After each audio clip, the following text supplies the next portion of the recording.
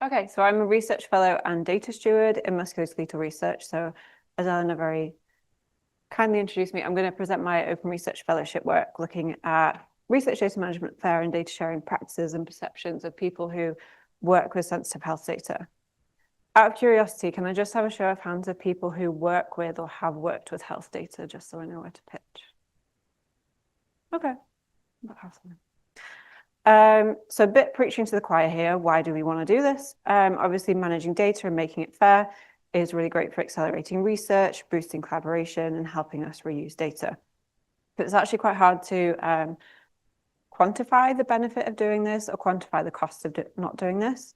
In 2018, the European Commission did try to quantify the cost of not doing this to be a minimum of 10 billion a year and a potential extra 16 billion a year impacting innovation across Europe. Again, the emphasis on minimum, it's quite hard to quantify this, but quite a big impact if we're not doing this well. And then, of course, we look at strategic priorities, not just of the Office for Open Research and universities, but our funders, some screenshots here from UKRI and Wellcome Trust of their open research policies, and the G7, the Bologna Declaration in July last year, committing to open research and fair. Now, when someone working with health data looks at phrases like open research, as we've just heard, we can't just make someone's health records open. We can't just make them public. So I think a lot of people, when they look at open research in medicine, they might think, oh, this doesn't apply to me. I can't make my research open because I can't make my data open. So I think it's really important to also look at the language around open research, because other communities might have different language around how they're doing open research practices, which doesn't match up with what's been written in the policies or talked about at conferences like this. And why sensitive data? Obviously, we have a lot of legal restrictions. Medical data in particular, quite often you're working with multi-different data types. So you might have clinical data, you might have DNA, you might have imaging from MRI scans. They might all have different levels of data security and infrastructure requirements. Again, subject to different regulations and guidance. And as Para gave a great example of, there are also laws that indirectly affect what we're doing that we also need to be mindful of. So it can be really tricky to navigate all of these and make sure we're complying with them, but they also don't necessarily tell us what we need to do on a technical level to comply with them. Social issues. When data sharing doesn't go well, the consequences are quite bad, not just in terms of very big fines from the Information Commissioner's Office, reputational damage. In medicine, we rely on patients trusting us with their data and giving us extra data.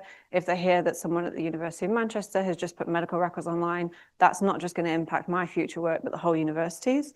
And again, we've heard examples of how data sharing can consciously or unconsciously affect the communities it's about. So that quite naturally makes people a bit risk averse to making things a bit more open. And even though at Manchester we now have open research recognised in the promotions criteria, and the REF is increasingly recognising this, I would say across academia there's still a very big lack of recognition for these tasks and prioritising papers and funding. And poor adoption of technical guidance and tools. We have a ton of tools for managing data and making it fair. We have a ton of guidance on how to use them, but how to use them for sensitive data, not well taken up, especially with health data. And in part, that's very based around the lack of metadata, and not just general metadata, but metadata that's machine actionable, so computers can ingest it and understand it without needing a human. That's a key part of FAIR. And a lot of the studies, especially the ones I work on, lack metadata in the first place, let alone metadata that's machine actionable. And then if we look at the literature, as I mentioned, we have a ton of guidance around how to make things fair, but this review from 2022 highlighted there isn't a fair framework to give guidance for more confidential and restricted data. So there is quite a big gap in terms of support and guidance for those people who are working with this kind of data. So I wanted to look at this in my open research fellowship, looking at what researchers who work with the data actually know and understand about RDM and FAIR, what their current practices, what are they doing with the data day to day, and their perceived incentives and barriers. This perceived part, again, important, as I mentioned, the language difference earlier. I think sometimes in open research, we're in a bit of a bubble because we're all on the same page, we all agree this is great. But again, if someone has different language or they have different priorities, maybe they don't see things quite the same way. So I'm going to present you what I researched. I'm going to caveat this saying I did interviews and surveys. There's a lot of data. I've got 15 minutes and you all want to get to lunch on time. So I can't present you everything, but I'm going to give you an overview. So for the interviews, we started off with semi-structured interviews, specifically with colleagues in the centre I work in. The idea being if we can get really rich data on what we hope is a representative sample of career stages, we can then hopefully extrapolate that to be representative of other centres in the university. So this was the makeup of careers of the interviewees. So again, across the different spectrum of academic careers. Important to note that professors and senior lecturers, some of them are academic clinicians. So this is a key part of working with medical data. Some of the staff spend half their time as practicing doctors.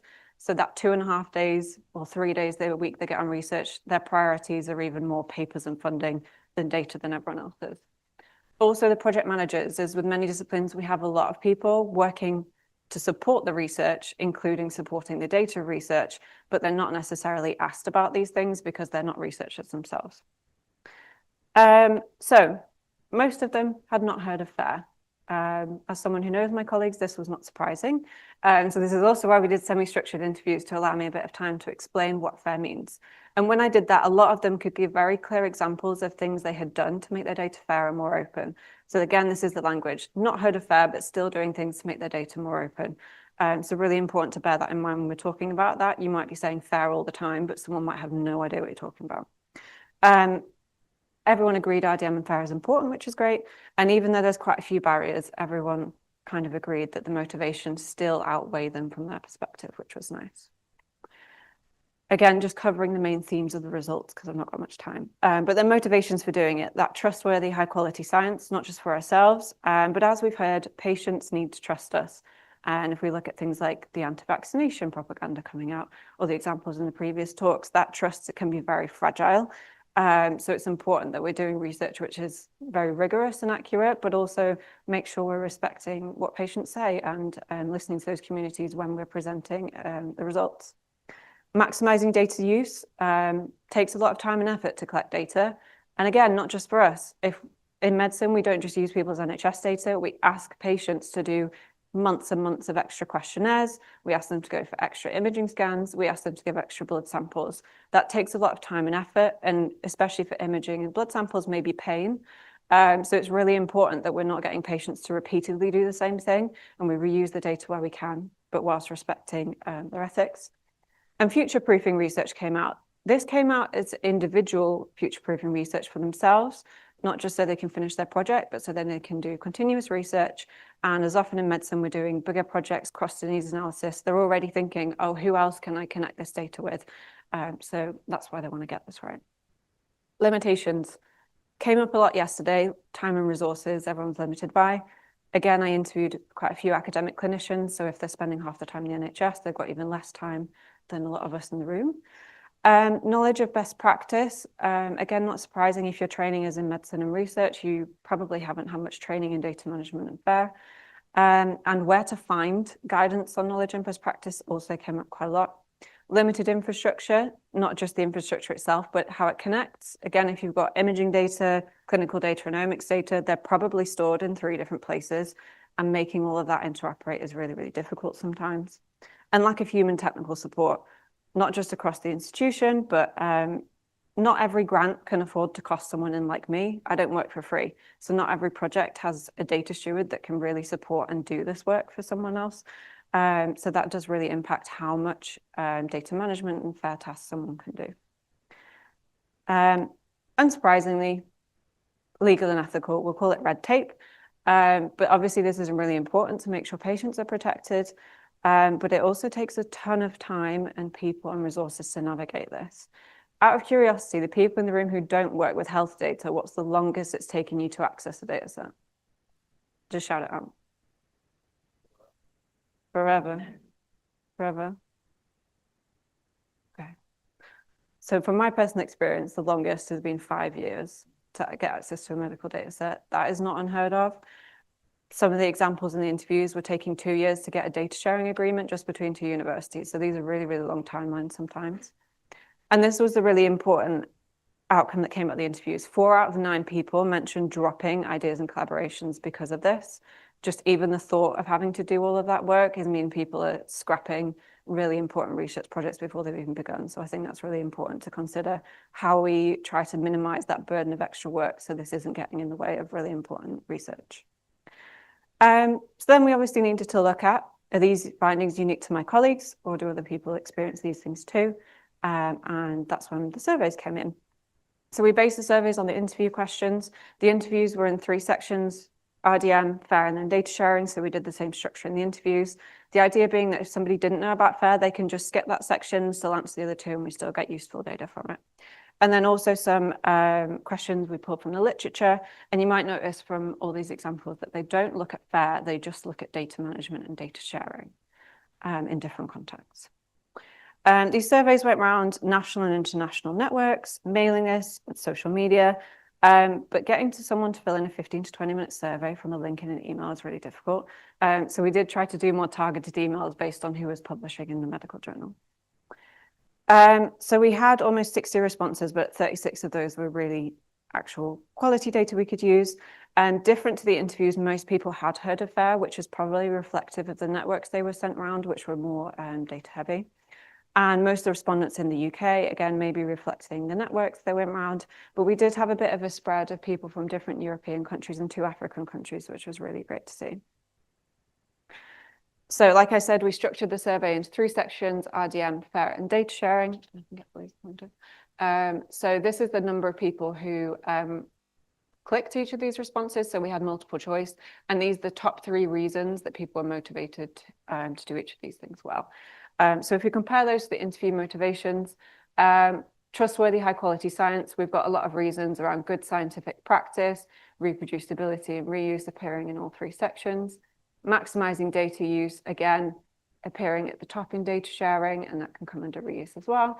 And future-proofing research, prevent losing data, etc. The ones that were a bit different is mandated by the funder and publisher coming up under FAIR.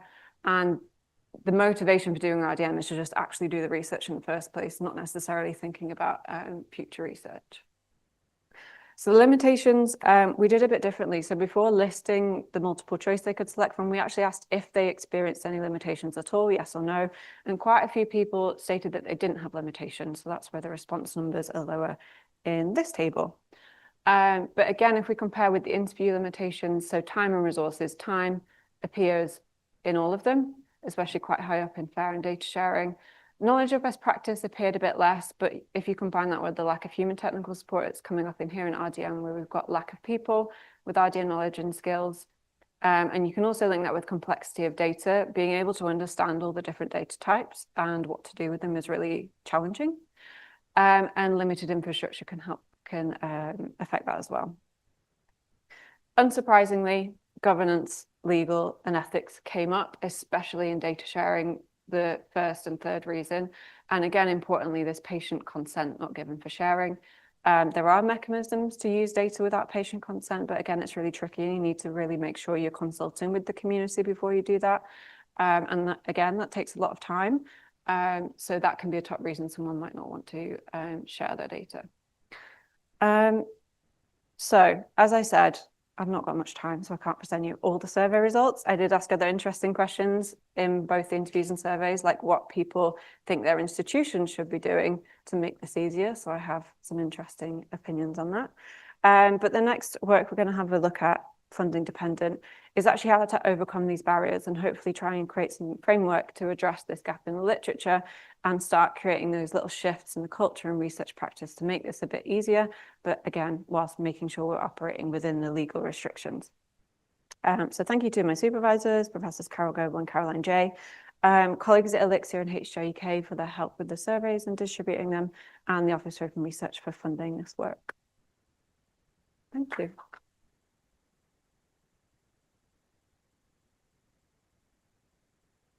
Thank you so much to Saskia, and I'd like to thank all of our speakers today for keeping perfectly to time, even a little bit under. So we do have time for questions. So do we have any questions for Saskia at this point? Yes, we've got a question here. Thanks. Hi, really great presentation. So I had conversations with people who work with sensitive data. And they said that sometimes on top of the FAIR principles, they try to implement or care principles or take some aspects of care principles. And I was wondering, what's your opinion about that? And do you think, or if care principles came up in any of the interviews, and if that's something that could inform or be implemented in the FAIR framework for sensitive data? Yeah, so people did mention them in the interviews, even if it wasn't necessarily care principles, they did mention a lot around patient engagement. And I think they're more familiar with the care principles than FAIR. So I think maybe that could be a route into FAIR for some people through the care principles. Where I can, I would like it to incorporate it in the future framework, because I think they're very interlinked and we can't just ignore the care principles. That's a really important aspect of what we do. Any other questions? We have loads of time for questions. Yes, there's one. Oh, just go right to the back and then we can come to you now.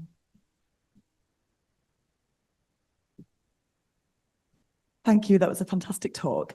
I wondered, in the qualitative interviews that you did people comment on research, NHS research ethics committees and what committees' views were? I know you kind of alluded to it about kind of red tape, but I'm really curious about that because that's I'm about to go to one at the end of the month, and this was a particular area of my ethics application that I struggled with, thinking how will they feel about open access? Yeah, great question. This is again in the data I didn't have time to present. Yeah, the experiences with not just the NHS ethics committees, but like local ones as well, did come up quite a lot. And the general impression in the interviews was they prevent open access more than encourage it. And a lot of that is down to the risk of people being re-identified and who takes responsibility for that. Especially some of us work with rare data sets. Even if I share an anonymous data set and a patient's tweeted about the medication, in theory, someone could re-identify them, but who takes responsibility for that if that happens is a very big question. As you go into ethics at the end of the month, I'll just say in my personal experience, and this is something I also want to look at, is I think the ethics community should have more training around this, because when I've gone to them to ask these things, they have given me the incorrect advice several times. And then that's added a year onto the project because of the incorrect advice around reusing data. So yeah, thank you. Such a great question. Thank you. And then I think Naomi had a question. Thank you. Thank you, Saskia, for a great presentation. I'm interested, you teased us a little bit saying that your interviewees mentioned tips for their institutions to support them. Can you give a bit of a teaser on that? I mean, how much detail do you want? I think it's specifically for Manchester, they were talking about Manchester in the interviews, and the guidance is in several different places and it's hard for them to know where to go for what guidance. StaffNet did come up as a nightmare to navigate and find things on. Everyone who works here will know that. I think as well, it was quite interesting. There was a lack of awareness of what training is on offer. And again, that comes down to the comms across the whole university. For those who, well, you should know if you're all here, Manchester is a very big university, so it's very hard to get the information to everyone. So I think the main thing that came out is not everybody's getting the right information. And because it's in lots of different places, it's hard for everyone to figure out at what point in their research project they go here. Who do they speak to about data management plans? Is it the library? Is it IT? There's just, yeah, a lot of confusion about where to go. Yeah, quite a lot of opinions, which will be in the paper that I write about this. Those of us who work in the library will be reading that with interest. Yeah. Any other questions for Saskia? No. Okay. Well, thank you so much again, Saskia. Thank you.